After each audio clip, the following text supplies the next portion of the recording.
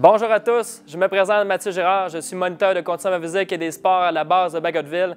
Très content aujourd'hui de vous parler de l'ergonomie avec mon collègue Michael Cyr et mon invité spécial Gaétan Lizotte. Aujourd'hui, l'objectif, c'est qu'à la fin du vidéo, si vous décidez d'incorporer un des trucs qu'on vous mentionnera aujourd'hui, bien clairement, vous aurez un impact positif sur votre santé physique ou votre santé mentale. Alors, je laisse ma place à mon invité spécial Gaétan Lizotte pour vous parler des fondements de l'origine de l'ergonomie. Attachez votre sucre, ouvrez vos oreilles, ouvrez vos yeux. Top 10 choses à savoir sur l'ergonomie. Alors, merci Mathieu. Et, effectivement, ce matin, on va parler d'ergonomie et plus particulièrement, on va parler d'ergonomie de bureau. Alors, l'ergonomie existe depuis longtemps. C'est un concept qui existe, une science qui existe depuis longtemps, mais particulièrement depuis les années 90, on assiste à des nouvelles tendances au niveau de l'ergonomie de bureau qui est liée à l'informatisation. Alors, l'informatisation a fait en sorte que l'on fait maintenant du travail qui est beaucoup plus statique, du travail qui est beaucoup plus répétitif au bureau. Et ça a comme impact de développer des troubles musculo-squelettiques. Alors, on va voir plus tard qu'est-ce que c'est qu'un trouble musculo-squelettique ou un TMS. Et l'ergonomie, écoutez, je disais que c'est une science qui consiste à analyser une tâche, à analyser en termes d'énergie ce qu'une tâche va demander, à analyser également l'énergie disponible d'un travailleur. Et là, on va essayer de faire l'adéquation entre ces deux énergies-là et de faire en sorte que le travailleur ait une énergie suffisante pour pouvoir faire sa tâche. Et lorsqu'on atteint ce point d'équilibre-là, eh bien, on est en une ergonomie parfaite. Un des concepts qui est généralement reconnu aujourd'hui s'appelle l'approche globale. L'approche globale consiste, bien sûr, à prendre compte de 5 éléments particuliers, dont le travailleur. Alors, on va analyser le travailleur, sa santé, sa forme physique, et en passant, on a tendance à penser que l'ergonomie, c'est de faire l'aménagement d'un poste de travail. Mais l'ergonomie, c'est également d'essayer de voir comment le travailleur pourrait avoir une meilleure forme physique pour offrir une énergie supplémentaire. Alors, c'est très important, la santé du travailleur, son âge, est-ce que c'est un homme, est-ce que c'est une femme? On va regarder également la tâche. Alors, comment on peut aménager la tâche pour qu'elle soit le plus convenable possible pour le travailleur? Le temps de travail, alors la durée des heures de travail que le travailleur va passer, ainsi que les pauses qu'il pourra prendre dans la journée. L'environnement, au niveau visuel, au niveau de l'éclairage, au niveau du son, au niveau de la température, ça va avoir un impact sur l'ergonomie et également, finalement, sur l'équipement. Alors ça, c'est notre chaise, notre bureau de travail, tout ce qu'on va utiliser comme équipement particulier pour accomplir notre tâche. Ceci étant dit, on retourne à Mathieu qui nous parle des causes et de la progression des troubles musculo-squelettiques. Une personne sur deux répond à oui à une de ces questions. Alors, jouez au jeu, soyez honnête et répondez-y. Première question, est-ce que vous diriez que votre position de travail est ergonomique? Deuxième question, est-ce que vous éprouvez de la gêne ou de la douleur durant votre heure de travail? Troisième question, est-ce que vous effectuez des mouvements qui sont dits répétitifs durant votre heure de travail? Quatrième question, est-ce que vous éprouvez de plus en plus d'inconfort à effectuer vos tâches quotidiennes? Alors, si vous avez répondu à oui à une de ces questions, il se peut que vous souffriez ou que vous êtes plus à risque de développer des troubles musculo-squelettiques. Il s'agit de la maladie professionnelle la plus populaire et la plus nombreuse au milieu du travail. Il s'agit de 70 % des maladies professionnelles. Alors, l'objectif de ce point-ci, c'est de connaître davantage les causes et la progression d'apparition des troubles musculo-squelettiques. Regardons les causes en premier ensemble. L'horaire trop chargé amène un rythme de travail qui est trop élevé. Un travail répétitif sans pause. L'aménagement de l'environnement de travail qui est à améliorer. Des mouvements comme s'agenouiller, s'accroupiller, avoir les bras longtemps au-dessus des épaules. Travailler dans une position courbée. Lever de trop grandes charges et surtout avec une mauvaise technique. Des petits mouvements répétitifs et rester longtemps assis. Alors, au niveau de la progression, c'est important de reconnaître les premiers signes et symptômes d'un trouble musculo-squelettique pour prévenir et agir en conséquence. Alors, sachez que la première étape, c'est si on a un malaise qui survient ou que j'ai une petite douleur qui s'installe et que j'ai besoin là, seulement d'une journée là, pour récupérer, c'est vraiment le premier niveau au niveau de mon trouble. Par la suite, si ça persiste au travail, c'est la deuxième étape au niveau de ma progression. Si ça persiste en dehors du travail, c'est la troisième étape. Et si c'est permanent, là, on est rendu à la quatrième et presque dernière étape. La dernière étape, c'est des lésions qui vont être avec ou sans séquelles. Et là, tout ça, ça va être déterminé selon ma récupération. Alors, si je réussis à récupérer de jour en jour, alors je reviens de mieux en mieux d'une journée à l'autre ou presque, bien là, c'est le premier niveau de récupération. Ça va bien, mais ça serait important quand même de débuter à implanter certains conseils dans la vidéo aujourd'hui. Si par la suite, je commence à récupérer, j'ai besoin de la fin de semaine pour récupérer, là, je suis rendu au deuxième niveau et au niveau de la récupération, ça devient de plus en plus problématique. Troisième, ça va me prendre une semaine de vacances pour récupérer. Ah, ben là, ça devient de plus en plus permanent. Et le dernière étape de récupération, c'est je ne réussis jamais à récupérer. Alors là, on est rendu avec des lésions qui peuvent être avec ou sans séquelles, encore une fois. Donc là, on aurait dû agir avant, oui, mais reste que rendu là, si on implante que ce soit des exercices de mobilité, ou vous allez voir aujourd'hui, il y a tout plein de trucs à mettre en place. On vous encourage fortement à le faire dans les premières étapes et tout au long là, du processus d'apparition du trouble musculo-squelettique. La prochaine étape qu'on va voir avec M. Lisotte, avec M. Gaétan Lisotte, ça va être le positionnement au bureau. Ça va être hyper important là, pour justement là, éviter le développement des troubles musculo-squelettiques. Alors, merci Mathieu. Et j'aimerais également, pour le prochain bloc où on va parler de positionnement, j'aimerais remercier Michael. Michael qui va m'assister et qui va faire la démonstration des 8 points de positionnement et de position générale au niveau de l'ergonomie dont on va discuter. Alors, le premier point est la posture assise. Alors, on sait que la posture assise, c'est une posture qui est plus contraignante que la posture debout, qui est une posture naturelle. Lorsque notre dos n'est pas appuyé au dossier, on sollicite plusieurs muscles stabilisateurs du tronc et, bien sûr, on va solliciter une énergie, une dépense d'énergie non requise. Et on va se retrouver avec de la tension, de la fatigue et des malaises au niveau du dos et du cou. Alors, au niveau des positions, le deuxième point concerne les épaules et les bras. Et dans ce point, la hauteur du bureau a une influence particulière au niveau de la contraction musculaire. En fait, le haussement des épaules augmente de manière exagérée l'effort que l'on va demander à nos trapèzes. Alors, une position relâchée au niveau des épaules est préférable et l'ajustement doit faire en sorte que nos épaules soient relâchées.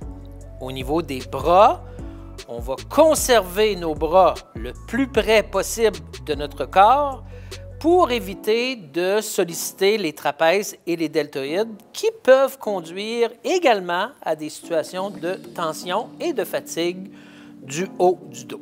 Alors, le prochain mouvement que l'on va regarder, c'est celui de la tête. On sait que notre tête représente 9 % du poids de notre corps et lorsqu'elle est penchée vers l'avant, le cou et le haut du dos se retrouvent en position de tension. La position des muscles du cou peut occasionner des malaises si on maintient un angle de plus de 15 degrés pour une période de temps dépassant 75 % de notre travail. Alors, on va toujours tenter de demeurer dans cet angle-là qui est de 0 à 15 degrés. Au niveau de la tête, les mouvements et les postures en flexion avant, latérale, en torsion ou en extension sont des mouvements qui peuvent causer des troubles musculo-squelettiques s'ils sont répétitifs ou s'ils sont maintenus en position statique pendant une période prolongée.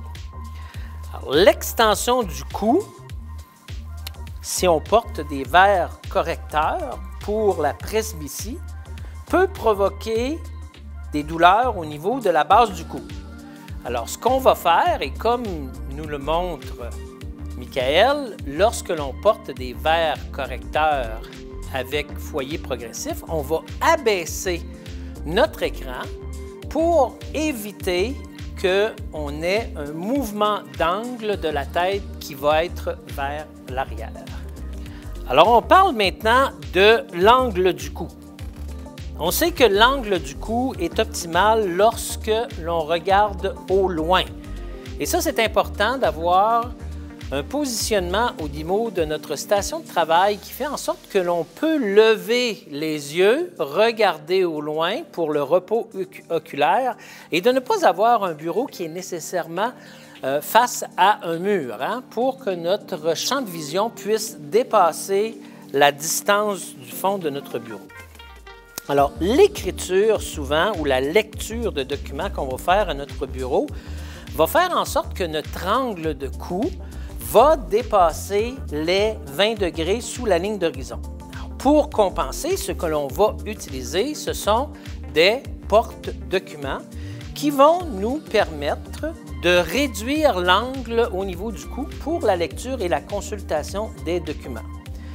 Bien sûr, les porte-documents sont très bien et devraient être placés sur le côté de l'écran lorsque l'utilisateur a une méthode dactylographique qui lui permet d'écrire directement sans avoir besoin de faire un mouvement de va-et-vient entre le support et l'écran. Pour les personnes qui n'ont pas de méthode dactylographique et pour éviter ce mouvement répétitif-là entre le support et l'écran, on va utiliser des supports à profil bas que l'on va venir placer entre le clavier de l'utilisateur et l'écran. Finalement, le téléphone. Alors, on sait que bien des gens vont utiliser le téléphone et utiliser l'ordinateur en même temps et ils vont coincer le téléphone entre l'oreille et l'épaule, ce qui crée une flexion latérale de la tête et une élévation au niveau de l'épaule. Et qu'est-ce qu'on a dit au niveau de l'épaule? On veut avoir des épaules détendues. Alors, le moyen, bien sûr, de compenser et de contrer cette situation, c'est l'utilisation d'oreillettes qui vont faire en sorte que la personne aura les mains libres et n'aura aucun mouvement lié aux épaules pour l'utilisation de son téléphone. On voit sur le bureau de Michael qu'il a installé un support sur sa souris afin de limiter ce contact ainsi de développer des problèmes au niveau du tunnel carpien. À ce sujet, on se rappelle que la souris doit être le plus près possible du clavier pour éviter, bien sûr, les mouvements de déviation d'un côté du pouce ou du côté du petit doigt. Un autre élément au niveau des poignets va être la ténosynovite de De Quervain, qui sont des mouvements qui vont être répétés d'opposition, entre autres, du pouce. Alors, quand on prend un exemple, des ciseaux et que l'on va découper avec des ciseaux, c'est un mouvement qui pourrait causer des problèmes à ce niveau. Quand on parle également au niveau de la déviation cubitale et radiale, c'est-à-dire un exemple, les mouvements où on va utiliser le poignet du côté du petit doigt et du côté du pouce, comme un exemple quand on ouvre un pot, ou quand on prend une grosse pile de documents.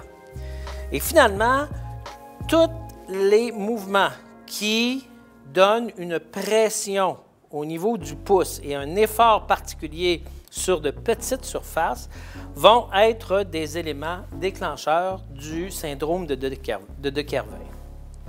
Ce qui va avoir une influence aussi particulière au niveau de notre positionnement, ça va être la gestion comme travailleur de notre stress. On sait que, et les études révèlent qu'une charge de travail élevée va avoir un impact sur la gestion de notre stress. Également, ces études-là montrent que les personnes stressées vont avoir une compression discale qui va être également plus élevée et ceci va déclencher, bien sûr, tous les problèmes au niveau du bas du dos.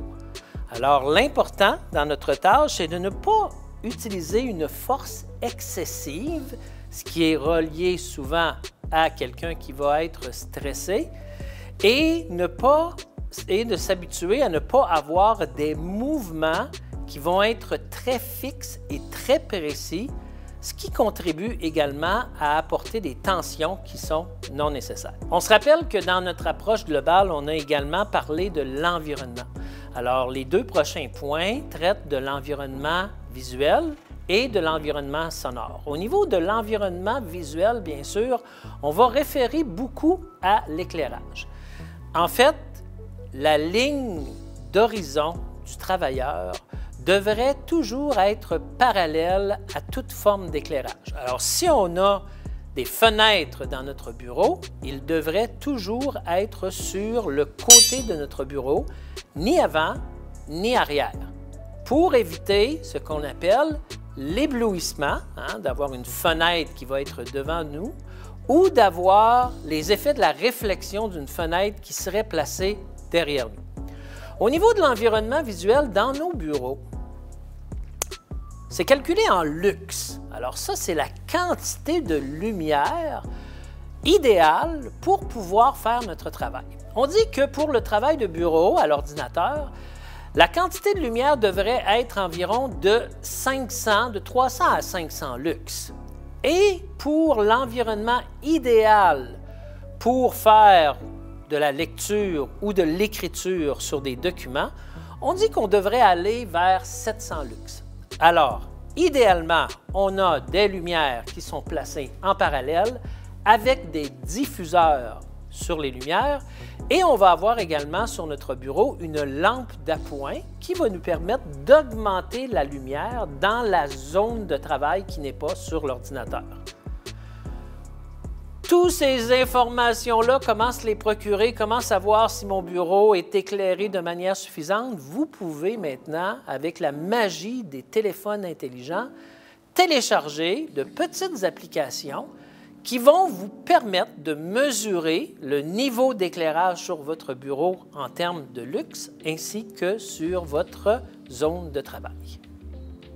Du point de vue de l'environnement sonore, comme on travaille dans un environnement ici qui est un environnement fédéral, les normes recommandées pour l'environnement sonore pour un quart de travail de 8 heures seront de 87 décibels. Alors, l'environnement sonore est déterminé en décibels.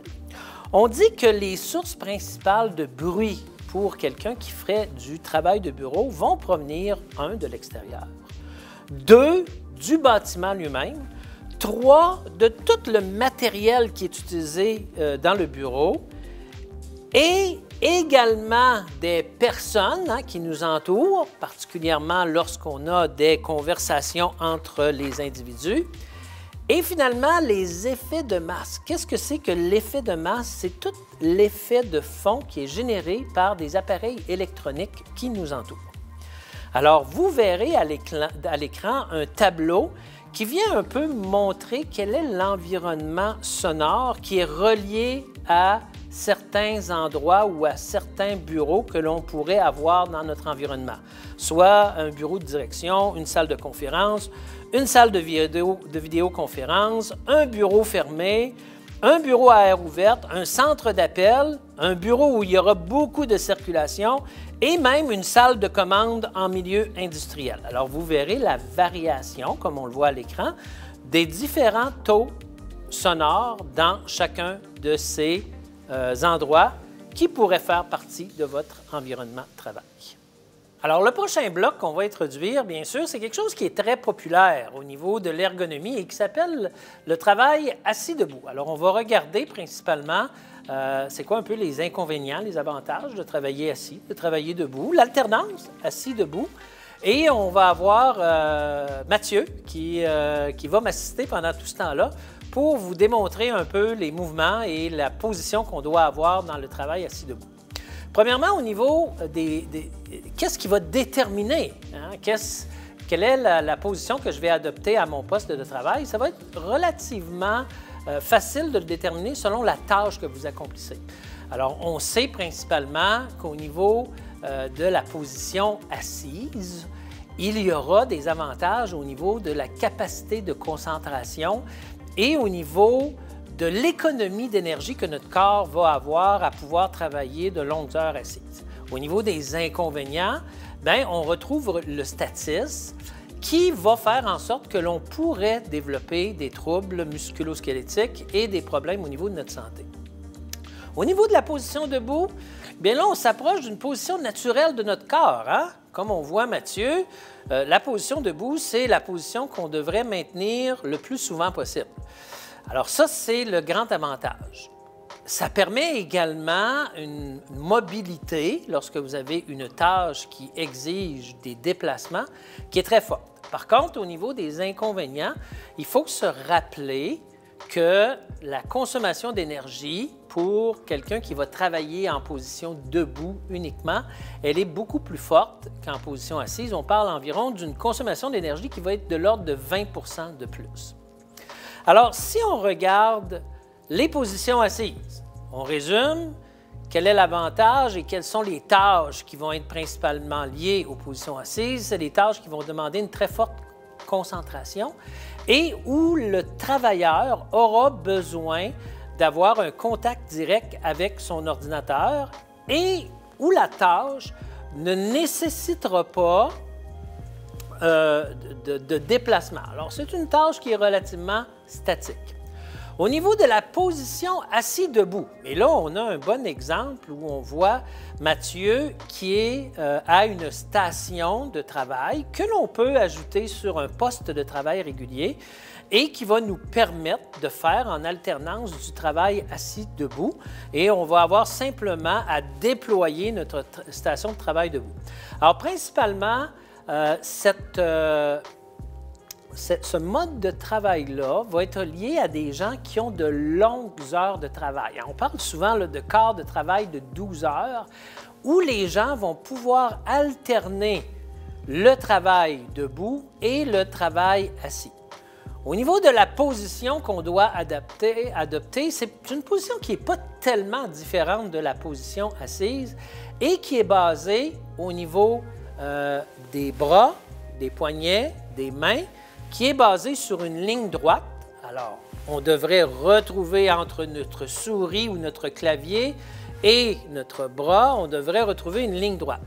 Le reste du corps est debout. Au niveau de la tête, la même chose, on ne devrait pas avoir une inclinaison de la tête vers l'arrière ni vers l'avant, ne dépassant pas 15 degrés vers l'avant. Alors ça veut dire que l'on doit également positionner notre écran pour que le haut de notre écran soit à la ligne d'horizon. Et on se souvient bien sûr que pour les gens qui portent des verres correcteurs, on va légèrement abaisser notre écran pour éviter d'avoir un mouvement arrière au niveau de la tête. On garde les bras près du corps, comme dans la position assise. Au niveau de la position debout, alors pour les gens qui vont travailler uniquement debout, on va avoir des gens qui vont avoir une grande diversité des tâches. Alors, des gens qui ne seront pas statiques, des gens qui vont avoir des déplacements à faire dans le cadre de leurs tâches. Et je vous donne un exemple au niveau du service à la clientèle, où des gens vont avoir besoin de consulter leur ordinateur, mais de faire des mouvements au niveau de la diversité des tâches. Lorsqu'on parle de position debout, on va venir également ajouter certains éléments, hein? Un ballon, un support pour le pied. Alors, ces éléments-là vont permettre aux travailleurs de bouger, de pouvoir bouger constamment et de briser un peu ce statisme-là au niveau des jambes. On peut ajouter également un tabouret. Hein? On n'ajoutera pas une chaise de travail, mais on va ajouter un tabouret qui pourrait nous permettre, à certains moments, premièrement, d'utiliser le tabouret pour nos jambes et qui pourrait également nous permettre de s'appuyer légèrement au niveau du bout du fessier sur le tabouret à certaines personnes pour prendre une petite pause sur le tabouret. Alors, le point 8 qui suivra nous donnera des informations supplémentaires sur la tenue et sur le bienfait et sur les exercices et les mouvements liés à la position debout. Alors, le dernier point qu'on va discuter pour conclure cette première partie, c'est un point qui est un exercice que je vous propose qui s'appelle l'exercice de pleine conscience. Alors, qu'est-ce que c'est que l'exercice de pleine conscience? Ce sont des exercices ou ce sont des éléments à mettre en place qui vont nous aider à passer un quart de travail agréable. Alors, la pleine conscience particulièrement s'adapte bien au niveau du télétravail. On sait qu'actuellement, beaucoup de gens vont être en télétravail et ce sont des exercices ou des éléments qu'on devrait faire le matin avant de commencer notre quart de travail, qu'il soit à la maison ou qu'il soit au bureau. Alors, le premier élément, on dit, prenez le temps de visualiser votre journée. Prenez le temps de faire un exercice de méditation où vous allez visualiser tous les éléments de votre agenda de la journée. Regardez lorsque vous êtes à votre déjeuner ou même lorsque vous prenez une pause café, regardez dehors. Levez-vous et regardez par une fenêtre. Et si c'est possible, sortez à l'extérieur pour prendre un bon bol d'air frais. Écoutez de la musique, écoutez une musique qui va être bien sûr relaxante et qui va aider à votre cerveau au niveau de la concentration. Faites une activité physique que vous aimez. Faites-le avant de commencer. Faites une activité physique qui va mettre votre corps dans un très bon état au niveau du travail à faire physique et également du travail mental. Alors, oxygénez votre cerveau et finalement, n'oubliez pas de respirer profondément. La clé du succès est dans ces éléments que vous ferez tous les matins avant de commencer votre tâche. Alors, merci beaucoup d'avoir été présent à cette première partie de 1 à 5. Merci à mon collègue Michael Cyr et à mon invité spécial Gaétan Lizotte. Alors, cette première partie, on a davantage parlé de l'environnement qui s'adapte à nous. La deuxième partie, qu'est-ce qu'on peut faire, nous, pour s'adapter à notre tâche? Ça devrait être super intéressant. D'ici là, abonnez-vous à notre chaîne YouTube et rendez-vous à notre deuxième partie. Bye bye, bonne fin de journée!